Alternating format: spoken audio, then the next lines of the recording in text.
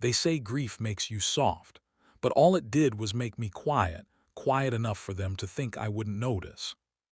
Ivy's just staying for a bit, my son had told me 6 months ago. She needs a place while her fiancé gets his business off the ground. And like a fool, I said yes. Now Ivy was in my master bedroom, and her fiancé, that smirking boy with polished shoes and hollow eyes, walked around my house like he'd built it. I caught him once measuring the living room wall with his phone, muttering something about open concept. Your grandfather, still here, Ivy had said that day, just barely. For now, he answered. They thought I didn't hear. Today, I woke up in the guest room, a space that still smelled like cedar and loneliness. The bed creaked under my knees as I sat up. Across from me was the antique mirror my wife once stood in, brushing her hair before church. Now it reflected a man who looked more like a tenant than an owner. I walked the hallway slowly, my cane thumping against the floorboards Ivy kept saying she wanted to replace. My knees ached. My chest ached more. Then I heard her voice from the kitchen. Yeah, he's still here, but he's not all there if you know what I mean. Silence. No, he won't remember signing anything. He barely remembers breakfast. I stopped cold. He's stubborn, but we'll get it listed soon. I've already talked to the Realtor. 3.2 is what she's thinking. Yeah, million, I know. My breath caught in my throat. I stepped closer. The floor creaked beneath me and her tone shifted. Gotta go, she said sharply. He's up. She turned, fake smile plastered across her face. Morning, Grandpa. Want some toast? I stared at her. At the kitchen she now called hers. At the phone she set down so quickly. You're selling the house. She blinked. What? No, I was. I heard you. Grandpa, she laughed nervously, you've been so stressed lately. Maybe you're just confused. There it was, the word confused. They'd been planting it like poison in every conversation. Don't gaslight me, Ivy, I said. My voice cracked, but I held her gaze. I built this house before your mother even knew how to write her name. Every stone, every nail, every dollar came from my hands. Okay, she said, backing off. You don't have to get worked up. We were just talking, that's all. That night I didn't eat. I sat in the hallway instead, near the crooked photo of Margaret. She was smiling in that picture, holding a mug she'd painted herself. World's worst cook, it said in chipped letters. I missed her more in that moment than I had in months. If anyone's listening, don't make the mistake I did. Don't confuse silence with safety. I pressed my hand against the wall beside her picture, steadied myself, and whispered, they think I'm slipping. But I wasn't slipping. I was sharpening. And the next time Ivy opened her mouth, I'd make sure it was in court. The Realtor's smile. You don't realize how deep betrayal cuts until the laughter starts, and you know it's not meant for you. I was in the hallway when I heard the front door open. Voices, two of them, Ivy's chirping excitement, and another I didn't recognize. A woman older, with a tone like she sold dreams for a living. Right through here, Ivy said, her heels clicking across the wood I refinished with my own hands. We're thinking of opening up the living room wall, make it more modern. And the lighting's great, the woman replied. Buyers love natural light. You're lucky he hasn't replaced those old windows yet. He doesn't notice much these days, Ivy laughed. He thinks the house is still in his name. They both laughed. Still in my name. My jaw locked. I leaned against the wall, the one Ivy once drew on with crayons as a child. She used to say, sorry, Grandpa, I'll be careful next time. Now she was selling the walls she used to hide behind. The Realtor kept talking. We can stage it by next week. If we move quickly, we'll have it sold before winter. I stepped into the doorway, cane planted firm. You won't stage a damn thing, I said. They both turned. Ivy's face drained of color. The Realtor straightened her blazer, smoothing her expression like a napkin over a spill. "Grandpa," Ivy said, stepping forward, "you weren't supposed to be up." "I live here," I said. "I'll be up when I want." The realtor cleared her throat. "Mr. Reynolds, I assure you we're just—" "I wasn't talking to you," I said. I looked at Ivy. Her lips were tight but her eyes flickered. Guilt? No, just annoyance.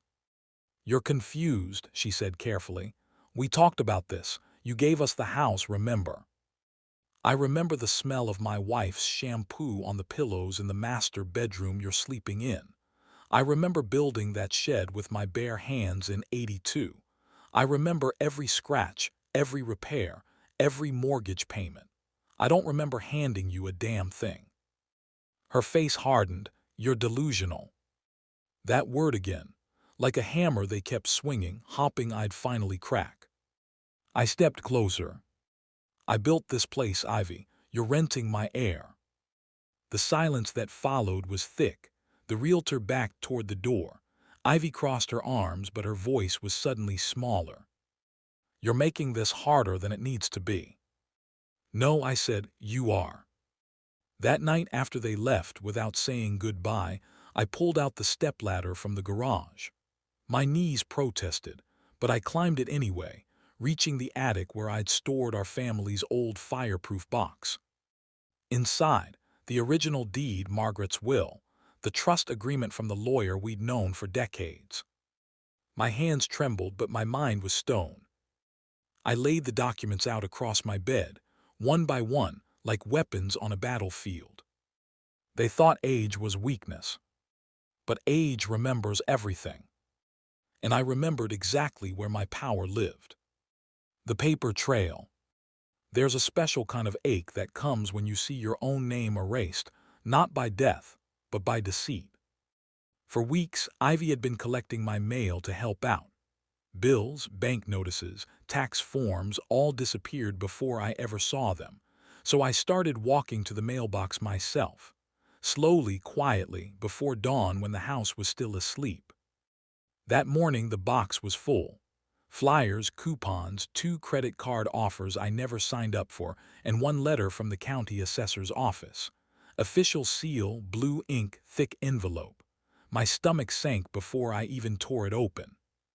Inside, black type on white paper, notice of property ownership update. I scanned it twice before I believed what I was reading. Current owner, Ivy L. Reynolds. Previous owner, John R. Reynolds. My chest went hollow. Beneath the line for authorization signature was my name, my handwriting only it was. The J was too perfect, the slant too clean. I'd written that signature 10,000 times across my life. I knew every imperfection, every tremor. This wasn't mine. I took out my phone and snapped pictures. Front, back, seal, envelope. Every detail. My hand trembled, but I wasn't scared, not anymore. I turned to the small notebook I'd started keeping after Margaret died. It used to be for memories, grocery lists, little things she'd said I didn't want to forget. That morning, it became my war log. January 12, forged deed discovered, signature falsified, mail intercepted. I wrote it down slowly, pressing hard enough to dent the page. The pen ripped through the paper by the time I reached her name. Ivy L. Reynolds. I sat at the kitchen table for what felt like hours. The refrigerator hummed, the clock ticked, and somewhere upstairs Ivy laughed, light, careless, safe. She didn't know I'd seen it yet.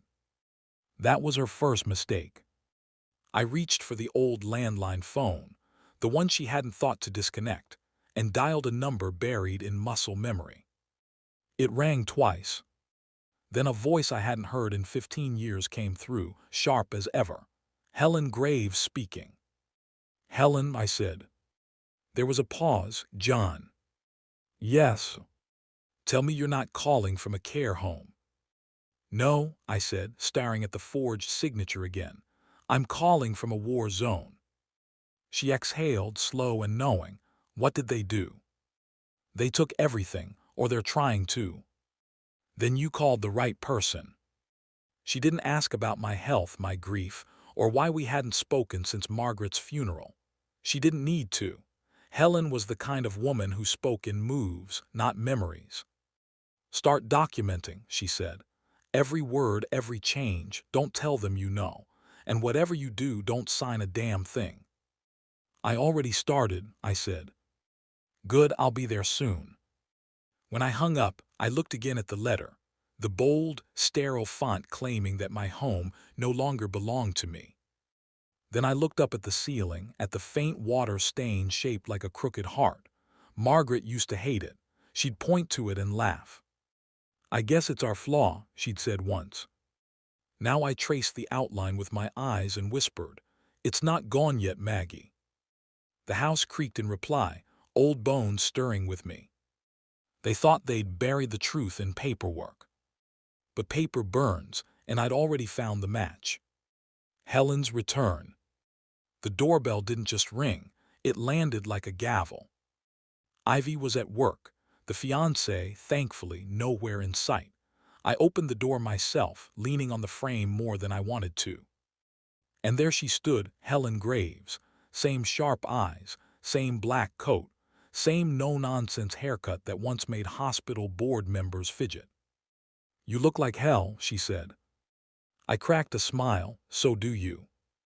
She stepped in, dropped her briefcase on the counter like it was a weapon, and scanned the room. Her eyes landed on the "For Sale" sign just outside the window. Her jaw flexed. We sat at the kitchen table, the one Margaret and I bought in '84 after our tax refund came through. I'd sanded the edges smooth myself. Ivy used to sit there with crayons. She once drew a picture of me holding her hand, both of us in the garden with the words, "Best grandpa ever," floating above us in a crooked heart. Now that same girl was drawing forged signatures. Helen opened her case, pulled out a small folder and flipped through my evidence. The mail photos, the change of ownership form, the fake signature.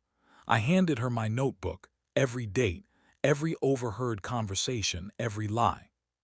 She reviewed it all in silence, then looked up. "This is elder fraud. Can we prove it?" "It's textbook." She tapped the forged signature with a capped pen. "This alone is a felony, but we're not just going after the house." I nodded slowly. She thinks I'm confused. Helen raised an eyebrow. Then let's confuse her right back. We spent the next hour building a wall of facts, legal holdings, past deeds, witness statements from the notary I used to work with. Helen had already filed a temporary injunction to freeze any sale activity. "She can't transfer or list the property again without risking jail," she said. "She won't know that for another 48 hours." I leaned back, the weight in my chest just a little lighter. "And Ivy?" I asked. Helen gave me a look I hadn't seen since she defended Margaret's hospice wing from budget cuts. Cold, focused, final. "She'll sign a new clause," she said. "She just won't know it yet." "What kind of clause?" "A clause that revokes her claim the moment any financial deception is proven. Retroactively. We'll wrap it into a document that looks like a tax release or insurance update. She won't read it." She never did. Helen closed the folder and laced her fingers. "You're going to play confused, sign nothing, say little, let her feel safe." Then we flipped the table. I stared past her at the window. The "For Sale" sign stood crooked in the yard, swaying a little in the breeze. It looked like it belonged to someone else's lawn. "I miss when that spot had rose bushes," I said. "We'll put them back," Helen said, "after we rip that stake out of the ground." And in that moment, I believed her. Because Margaret once told me, some women wear heels, some wear armor. Helen was always the latter. And she'd just come home with mine. Ivy's confession. The trick to catching a liar is letting them feel safe, like the knife you're holding is only a spoon.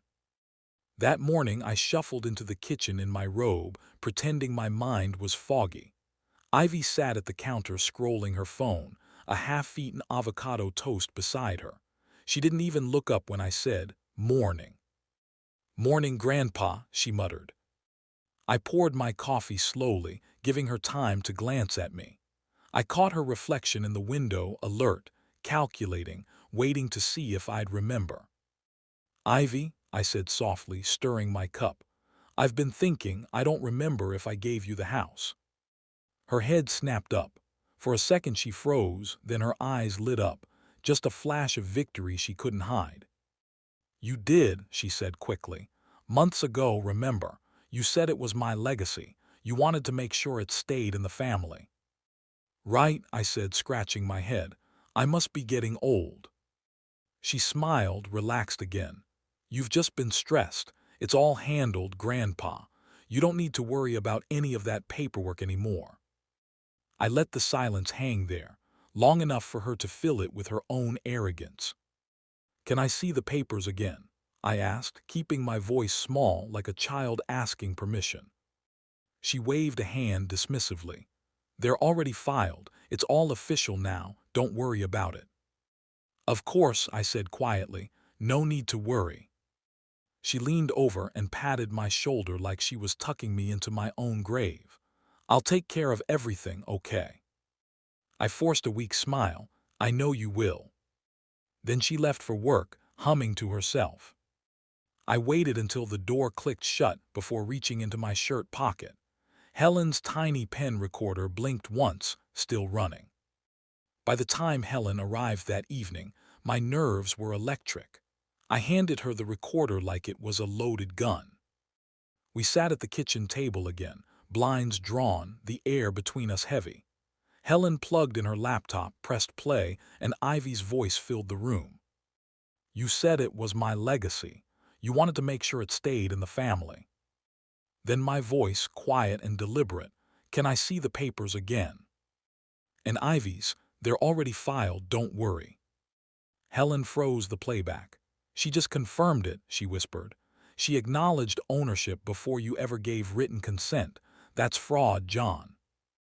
I nodded, staring at the paused screen, Ivy's smiling tone now venomous through the speakers. "She called it legacy," I said. Helen leaned back, crossing her arms. "Legacy implies love. This was theft." I looked at the faint ring on the table, the mark from Margaret's favorite teacup, still visible after all these years. "She thought she inherited a house," I said quietly, "but what she really inherited was my patience." Helen smiled, thin and sharp. "Then let's use it." Outside, the wind knocked the "for sale" sign against the fence, a hollow thud echoing through the yard. It sounded a lot like a countdown. The new clause. "Revenge when it's quiet feels almost holy." Helen arrived with the document in a simple manila folder, her expression unreadable. "She's desperate," she said, sitting across from me. "Wants to close fast before interest rates rise. We give her exactly what she wants." She slid the papers across the table. "This looks like a refinancing lock-in, but Clause 14 buries it. The moment she's found to have misrepresented any financial documents, all occupancy rights dissolve, and a $3.2 million penalty is triggered." "Will it hold?" I asked. "If she signs it," Helen said, "it'll hold like a noose." We waited 2 days. I kept my head down, shuffled through the house like a tired man on borrowed time. Ivy barely spoke to me, too busy coordinating home showings, running comps on her phone, or snapping photos of the backyard for some real estate app. Then came her text, "Can you and your lawyer meet today? I need to wrap this up fast." Helen and I sat at the kitchen table, her briefcase open. The document spread neatly like a buffet of lies and consequence. Ivy came in with her usual spin, breezy, confident, fake tan and all. She looked right past me, straight at Helen. "Let's make this quick. My agent says I need confirmation the title's locked in or the buyer might back out."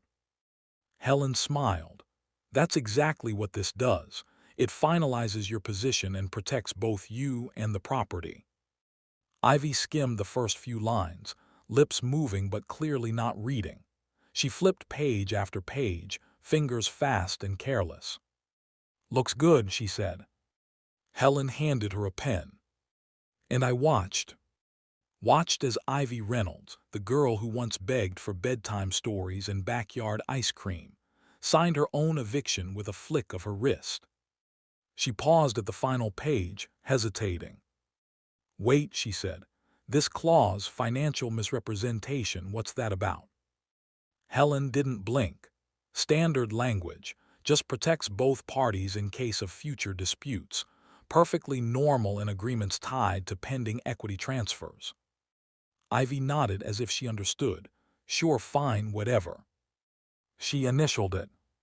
Her pen moved like a dagger, but it didn't cut me, it carved space. When she was done, she slid the packet back across the table and smiled. "Great, that should speed things up, right?" "Very much so," Helen replied.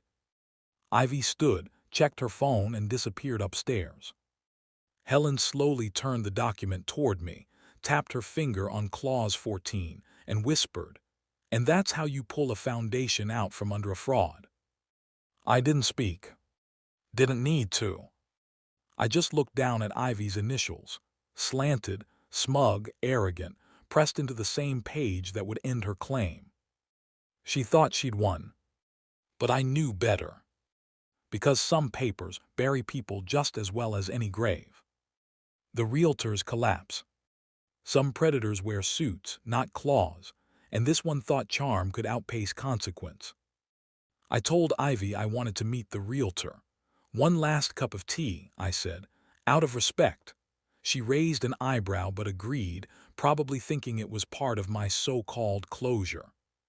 He showed up right on time, tall, tan, and a little too polished.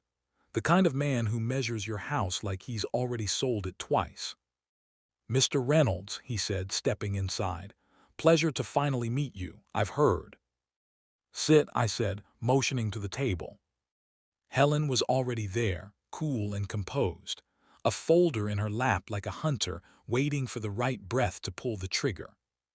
He glanced at her uneasy. "And you are?" "His attorney," she said, sliding the envelope toward him. "And the person serving you notice. Withdraw the listing or face civil charges for facilitating elder title fraud." He blinked. "What? That's absurd, I was told." "That the deed had been legally transferred," Helen said, "by a granddaughter who forged a signature, concealed documentation, and coached your office through email." His eyes narrowed. "There's no proof of that." "You sure?" I said, reaching into my breast pocket. I unfolded a printed copy of an email Ivy had left open once on the family computer. Her request to the Realtor for language that sounds official, and how to list while he's still technically living here. I tapped the bottom. "That's your email, isn't it, right there?" His face went pale.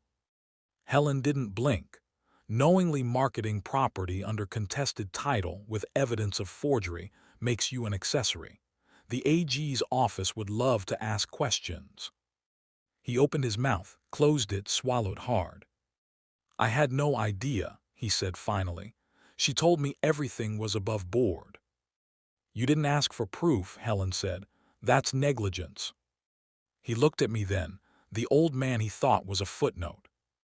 "Ivy said you didn't remember much," he murmured. I leaned forward.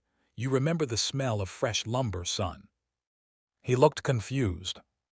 "That's what this house smelled like in '83 when I laid the beams. You remember fake signatures and tax fraud. I remember sweat and decades.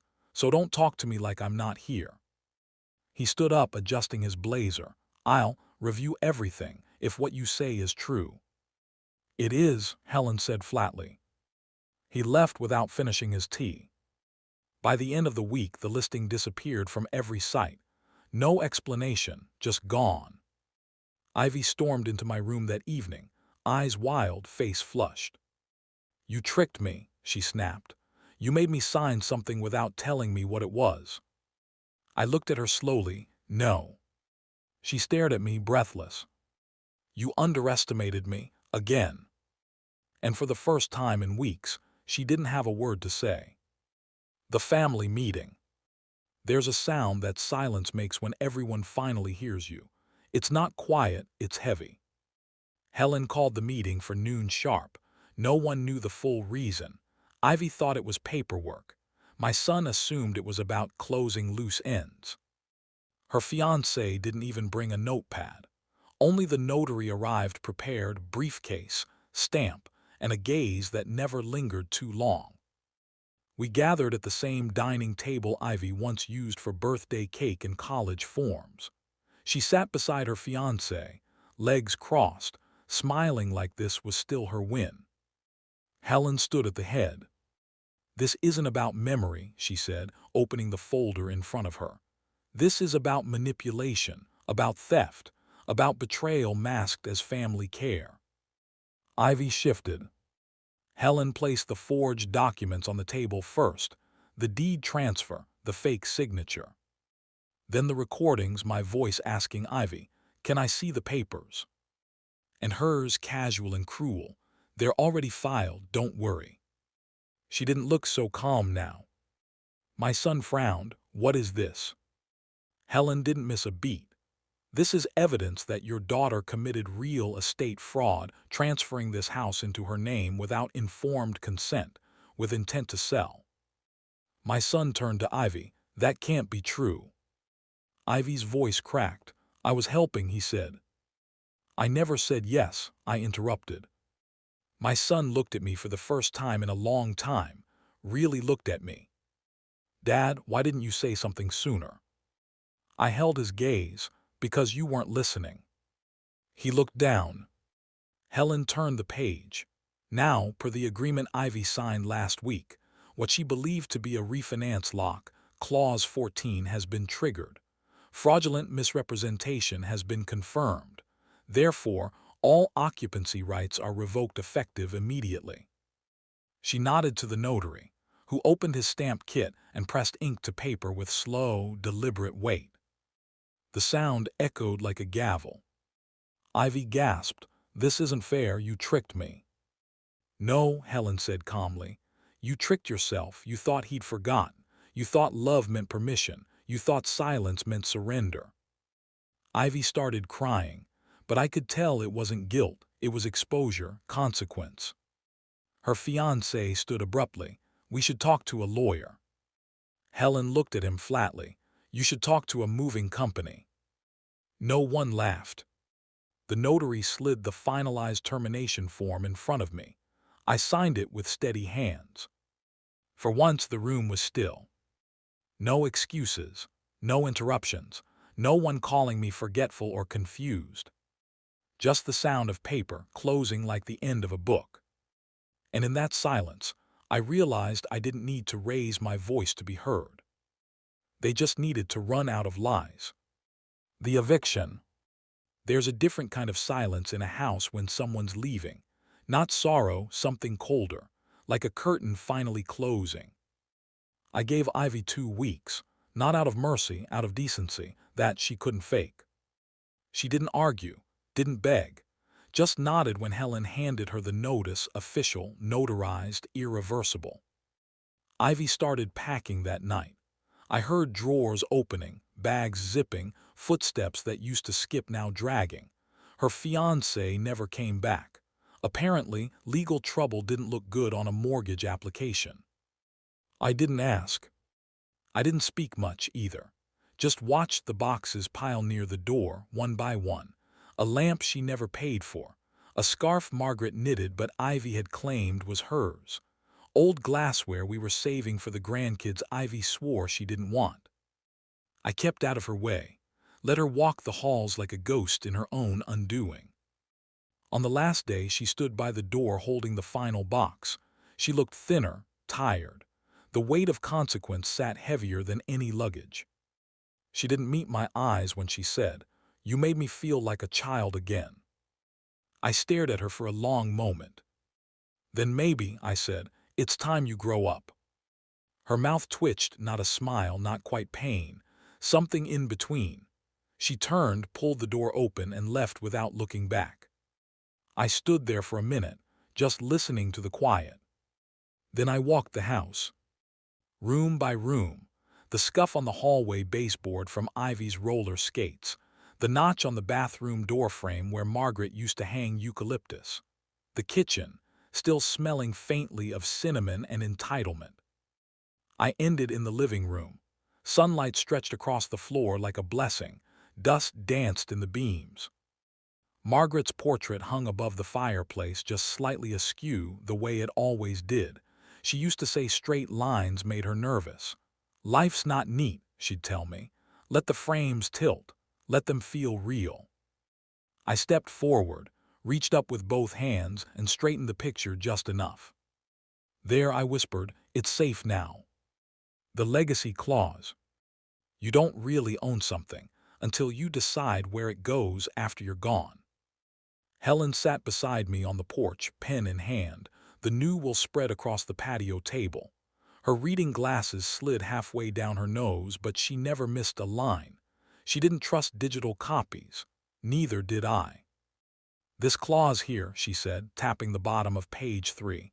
"Contest it and you lose everything. No appeals, no loopholes." I nodded. "Good. And the beneficiary for the property?" "The Veterans Scholarship Fund," I said.